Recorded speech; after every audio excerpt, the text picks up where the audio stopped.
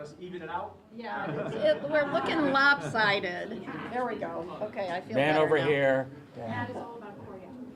I don't know if that's true. All right, good morning, everybody. We're here to announce a federal emergency relief fund, $500 million. We've discussed this with the legislative leadership. Vote on this as part of the special session. We found that over the last month, with the shutdown in particular, there's been a lot of on again and off again, a lot of risk to our citizens.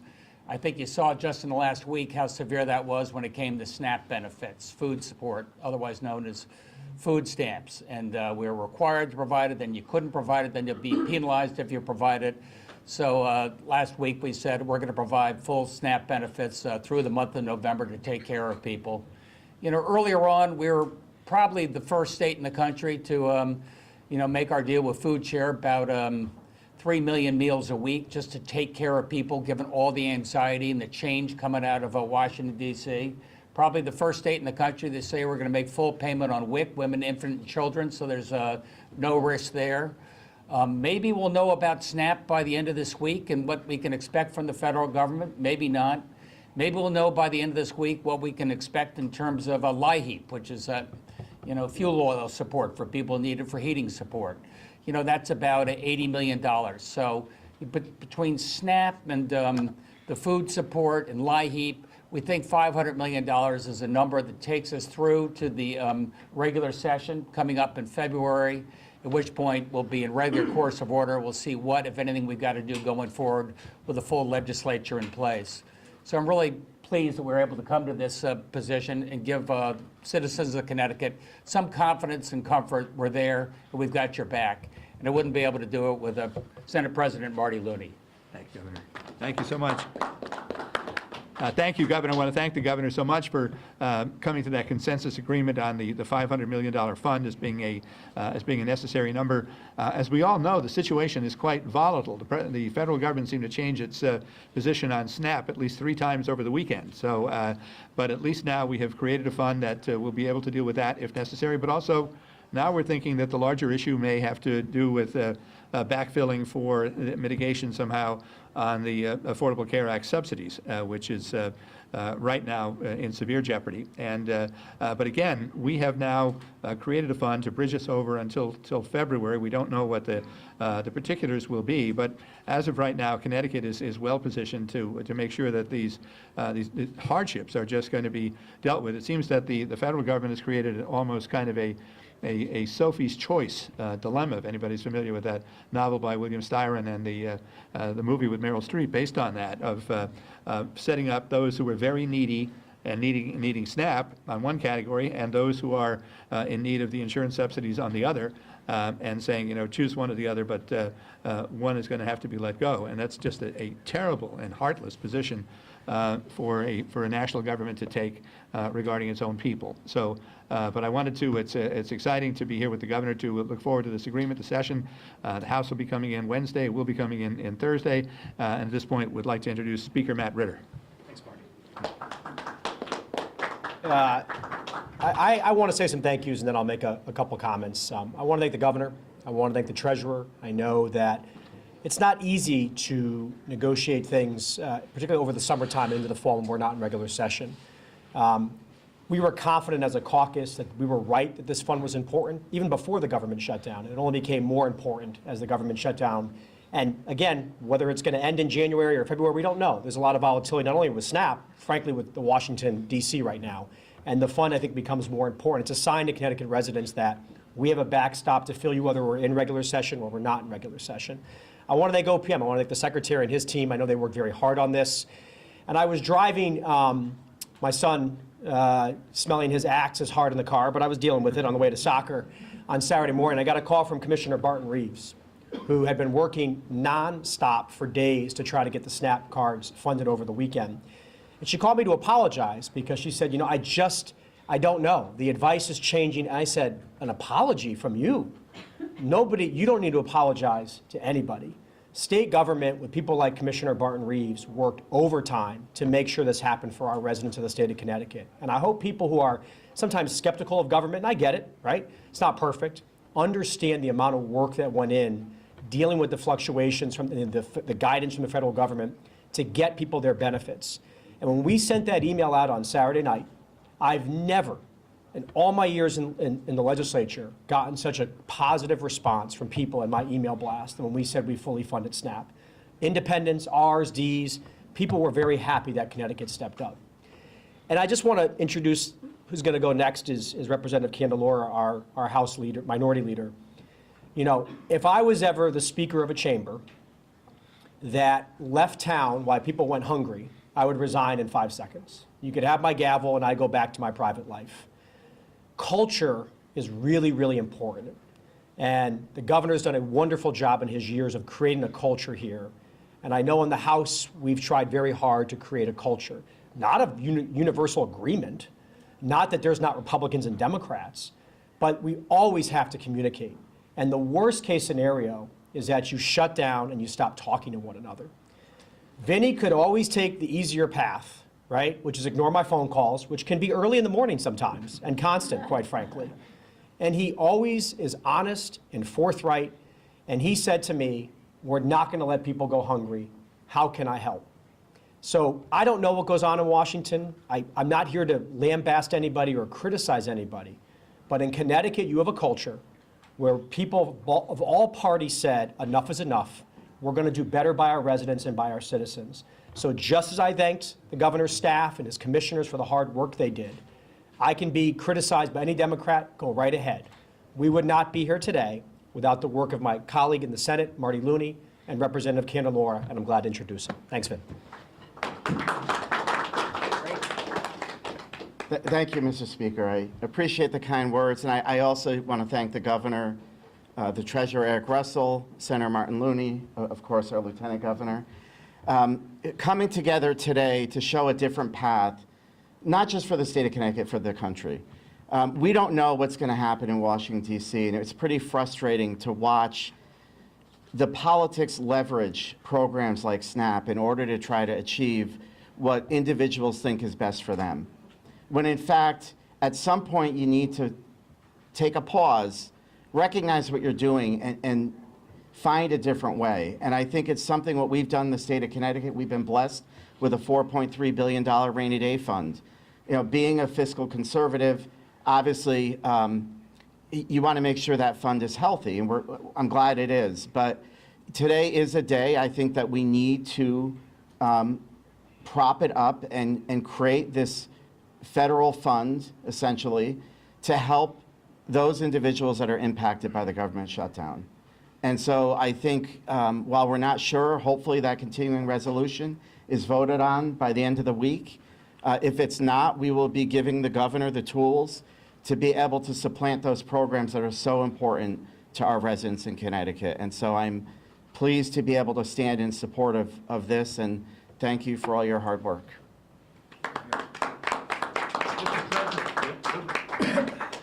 No problem. Good morning, everyone. So first, just want to say thank you to the governor. Thank you to legislative leadership for spearheading this initiative and taking this really important step. As treasurer, my job is to make sure that I am safeguarding and managing the state's finances, both thinking about what's right in front of us in terms of that short-term management, but how are we also set up to have stability, right? And to make sure that we are able to make the moves and support initiatives in the state that we need to. And that's really what this fund is about. We've seen uncertainty on the federal level. We've seen a budget that's passed that really guts a lot of the programs that many in our state rely on in a critical way. And this fund is about having those resources and flexibility to make the decisions that we need to. And so, you know, when we look at the creation of this fund, and it's in line with what we've done in terms of being fiscally responsible as a state. Creating additional reserves, having that flexibility is fiscally responsible. It's the fiscally responsible thing to do, and that's in line with everything that we've done to this point. It also builds on the progress that we've made in terms of addressing many of the longstanding challenges we've had with unfunded pension liabilities. In addition to creating this fund, we will still be putting an additional $1.5 billion into our pension fund, which will bring us over the $10 billion mark of additional contributions into our pension fund since 2021. And what that's doing is lowering our fixed costs, creating more room in our budget for us to continue to invest in families in our state. We're also able to get the compounding effect of getting strong returns on the funds that we're putting into the pension fund. So I just thank the governor leadership for really stepping up on this initiative, making sure that in Connecticut, we can continue to do the things that we need to do to make sure residents in the state don't have to think about where their next meal is coming from, can keep a roof over their head, and can make sure that their families are taken care of. With that, I would like to turn it over to the Lieutenant Governor, Susan Bysiewicz. Thank you, Mr. Treasurer. Thank you so much. Well, good morning, everyone. And I think today we are sending a very strong message that is bipartisan, and that's that no matter what, we will stand up and take care of the people of Connecticut in the face of the longest federal shutdown that we've ever had, and in the face of cruelty and confusion and chaos in Washington. And I just can't tell you how frustrating and disappointing and maddening it's been to get calls from constituents about their SNAP benefits, and to have 1 in 10 people in our state depending on those. And so I just want to say thank you so much to our DSS Commissioner, Andrea Barton-Reeves, for being very creative and figuring out a way to make sure on Saturday, after the governor decided we were going to stand and fund those SNAP cards, that she was able to do that in a very timely way so that people could get the food that they need. And I want to also say that we've led the way here in Connecticut to every other state, showing that we will step up when our SNAP recipients need food and when our WIC recipients need food, so that pregnant moms and their babies would get fed. And we're going to continue to stand up for the people of Connecticut. And I'm very proud of our legislative leaders on both sides of the aisle that have come together to stand in support of our families.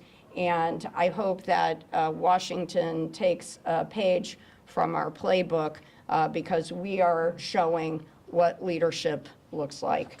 And with that, we'll take on-topic questions. How exactly is this fund being structured? How's it work? Who gets to decide how to spend it? So this is $500 million that would otherwise go to paying down pensions. We're keeping that as reserve that we have between now and the regular session in February to allocate to meet these immediate needs. So I would be making a recommendation saying this is how I'd spend money on WIC and on SNAP and on LIHEAP and other priorities that we may have. And then that would go to the legislative leadership on both sides of the aisle, the 6 leaders, and they'd say, I like this idea or I don't. Whoa. What happens if they don't like the idea? What if it's a vote 5-1? I mean, what does that mean? That means that I made a proposal to fund LIHEAP at a certain point, and they have a right to say, I don't want you to fund LIHEAP at that amount. We can vote to reject. They can vote to reject. There you go. This is a vote by the full legislature, just No. so I No, know. the leadership, the 6 leaders, right? Yeah, let me Just so I know. Go ahead. Just to clarify, right, so in the lawyers, this is where OPM was very helpful in our OFA, right?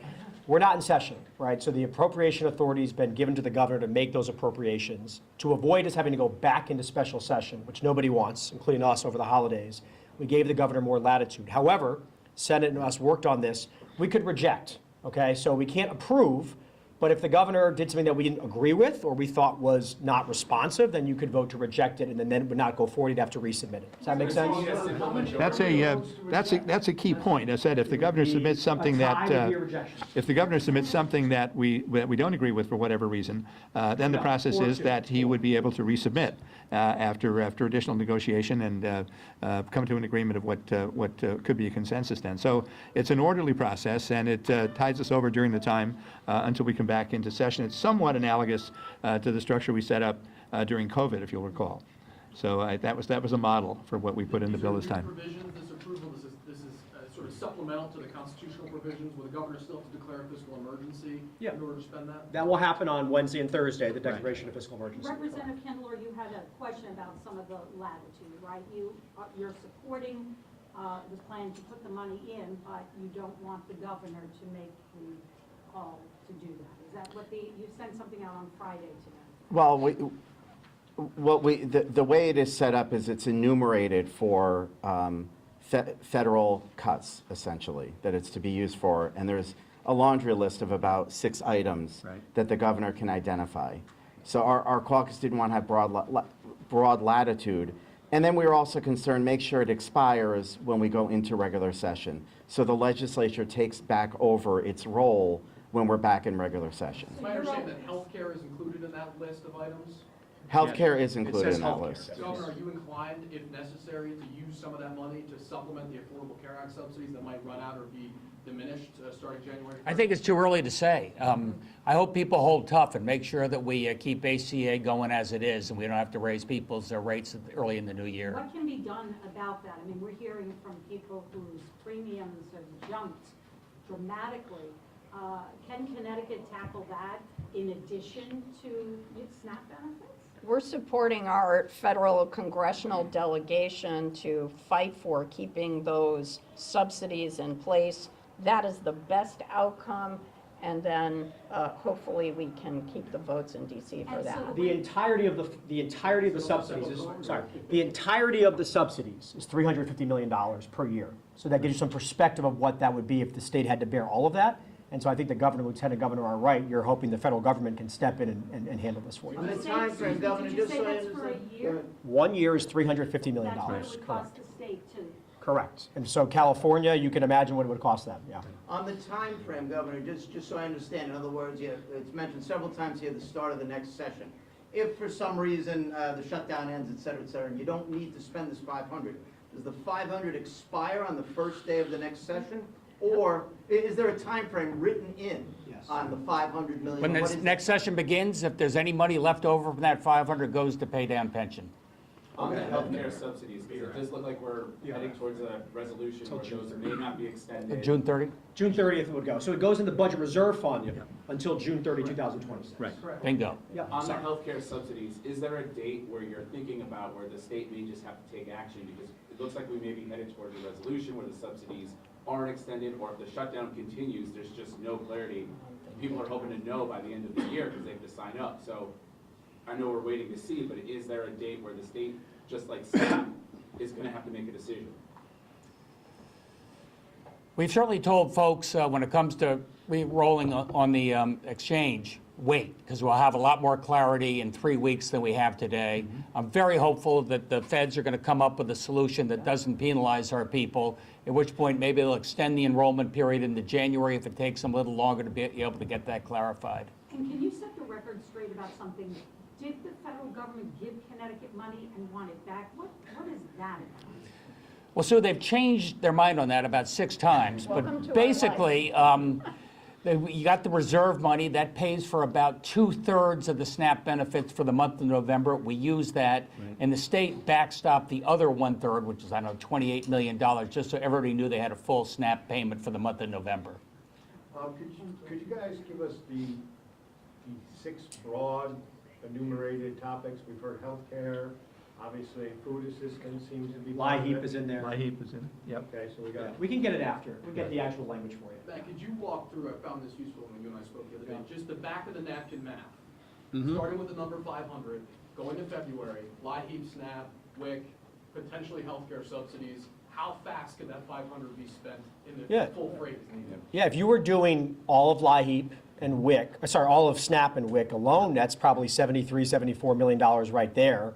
LIHEAP, you could be into the 80s, so a month. So, Vinny actually said to me, it's about $100 million a month spend, probably at the high end. Now, the subsidies are a different conversation, I acknowledge that, because that's 350. But that's kind of where the number came up to, was about 100 million, probably worst case scenario. A year? Per month. Per month? So we get out of the fund, if the shutdown had continued, that's where we got up to, about 100 million a month. Yeah. Russell, could you please explain to us how this plan comports with the state's obligations under its bond covenants? So will be under the extraordinary circumstances declaration of the governor, which then essentially puts that covenant aside. What we are doing is, what was built into the budget was $1.2 billion of additional contribution out of that volatility cap into the fund. There will be, even with this, another $300 million or so on top of that will be committed. So it's in line with the broader guardrails, but this is one of the exemptions based on extraordinary circumstances because of the volatility of Does it Washington. seem likely that this 500 million we put up we'll ever see again, or that is just, we put it up and it takes care of hopefully 3 months or whatever and we move on? That's going to be something that's determined over time. A lot of this is going to be dependent on what's happening in Washington. And as was said, is if there was money in that, in the fund past the end of the session, it would go through the normal waterfall of the guardrails that would then budget reserve fund and then use to pay down debt. Governor, going back to Susan's questions on the Federal Reserve SNAP money, is your message to the feds right now essentially like, what, like, don't give these backsies, we gave it out, you can't get it back no matter what you say? I can't make any predictions about the federal government. I can tell you that unlike other states, we backfilled that extra 1/3. So it's not like the feds can take that money back. We didn't use their money, we used our money to backfill that. I'd like to think it's going to get refreshed and replenished once they end this shutdown, but time will tell. And that 1/3 was spent in the same manner that you got the $3 million for food share payments? That's essentially right. We'll bring that up certainly as part of this $500 million when we're in session in a couple of days. Governor, earlier in the discussions about establishing this contingency fund or emergency response fund, you stated even last week that your priority was taking care of federal funding that was jeopardized by the shutdown. Now this seems to be expanded. Now we're talking about programs that could be affected by budget cutbacks that were approved earlier this year. Can you walk us through your thinking? The most timely things right now are related to the shutdown. That could be solved in 72 hours. It could be solved in 72 days. And so that's what we need to do on a timely basis, focused on that $500 million. Next up is the subsidies on the exchange. That could go away on January 1. I certainly hope it does, and I hope people hang tough on that. The big, beautiful bill and other things that could impact people, we'll have time to deal with that in the regular session in February. Can you give us an update on food share? I would imagine you've had some conversations with them. I know that they're struggling trying to fill shelves. Food share is done magnificent, and between Jason and Andrea getting that going as quickly as we did, serving 3 million meals just last week alone, doing it again this week, doing it again the week thereafter, making sure we're there to backstop SNAP, since SNAP was sort of an on-again, off-again thing. But it's tragic looking at the people waiting in line at the food banks, desperate for food. The number of people aren't getting paid who are working. So that's what we wanted to step up, and that's what we did. When you made the announcement, I believe, at food share, they said that the 3 million would only go 2 weeks. So is that accurate? And do they need more? Yes. We're going to continue it another 2 weeks, at least through November, and then Washington, please get your act together and make the deal. And if I could just say about SNAP, so SNAP's the most important factor in feeding people, because SNAP provides 9 meals for every 1 that the food banks do. The food banks are supplemental to the SNAP, and I have to just say it's been very scary to go to food banks around the state and look at empty shelves. So thank heaven SNAP money is on people's cards. One thing I might add regarding the health care subsidies. You noticed last night the Republican Senate leadership said that they would allow the Democratic senators to have a vote on their proposal in December.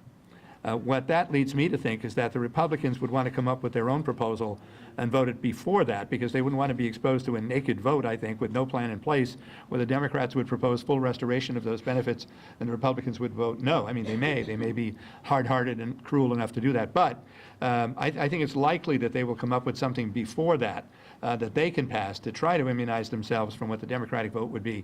Then the big question, I think, is with the House of Representatives, U.S. House of Representatives. Would they then go along with what had passed as an immunization measure by the U.S. Senate? So there are a whole lot of questions for us to be resolved between now and the end of the year. I think obviously if we go over the cliff entirely and there is no extension of those benefits at the end of the year, as current law provides. What that puts on the table, I think, for us, and we go back into session, is raising the issue, once again, of a public option in Connecticut. Because what are we going to do? We could pay that $350 million to start with, but we also have to have other ongoing options for people who need health care, and if they're completely abandoned by the federal government, we'll need a Connecticut solution. How do you feel about that, Governor? I think we do one step at a time. We have a lot on our plate, but I'll just say in conclusion, you know, Jason and Food Share and Andrea getting food to people on an incredibly timely basis, what they're able to do to get the SNAP cards going just this weekend. We saw how desperate people were. Really proud of working with Marty and Vin and Matt and Eric and Susan and I, able to put this together, contrast that with a lot of the noise you see out of Washington, D.C. We're working together to take care of people. So thanks, guys. Thank you. Vinny, real quick, are you whipping this vote? If so, how much of your caucus do you expect will support this on? No, and I think, I just talked about this. We're not whipping the caucus. I think we caucused last week. It was a very different place. So as we see the next couple days play out, I could envision if the federal government is voting to reopen, we are going to have people saying we don't need this fund anymore. So I think it's going to be fluid, but there will be some Republican support. Where's the Senate Republicans on this? I mean, we got everybody but the Senate Republicans. Yeah. I'm not asking you to answer. No, I've spoken to Senator Harding, and I think, he has the same position. I think we all emphatically supported this concept last week, certainly. And as we're starting to see some openings of the federal government, I think you're going to see Republicans sort of cautious, do we really need to do this? And I think this legislation puts a lot of faith in the governor to have to make sure that he's using it to mitigate the shutdown. And I think that's generally what Republicans' concerns are. We don't want to see it becoming a long-term slush fund, and that's why it's written the way it I is. just want to make sure it's a vote of 4-2 to pass anything on this committee of the leadership. To reject. To reject. That's fine, excuse me, to reject. So it's 4-2. And you need 91 votes on Wednesday in the House, And given the emergency declaration to comply with the Have you covenants. had pressure from some Yes. of your constituents that SNAP benefits are too generous? I mean, those are some of the comments that I get. What kind of pushback? No, I mean, I have to say, I have not gotten pushback. In general, I think people are all concerned. I think part of the conversation we're hearing is we've seen a balloon over the last 4 years of a 40% increase of SNAP, and I think all of us probably agree it's not a good thing when people have to rely on government for their services. The safety net is very important, but we want to make sure we're lifting people up out of poverty in the state of Connecticut.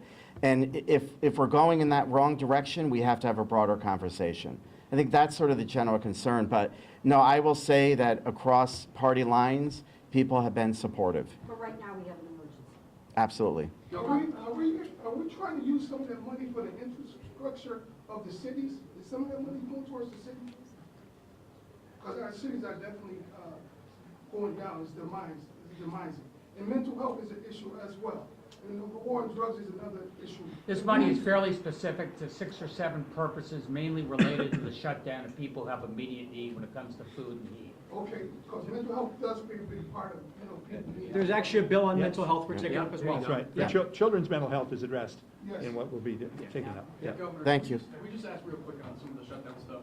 What conversations are you having with the Connecticut Airport Authority, the Tweed Authority, on any flight delays here in Connecticut, cancellations related to the shutdown? My parents are flying in for a wedding. I think so far we seem to, it's the bigger airports are the ones where the Secretary of Transportation is cutting back. I think so far, if I've heard secondhand, we've been in pretty good shape at Bradley and Tweed. Thanks, everybody. So 91 jobs.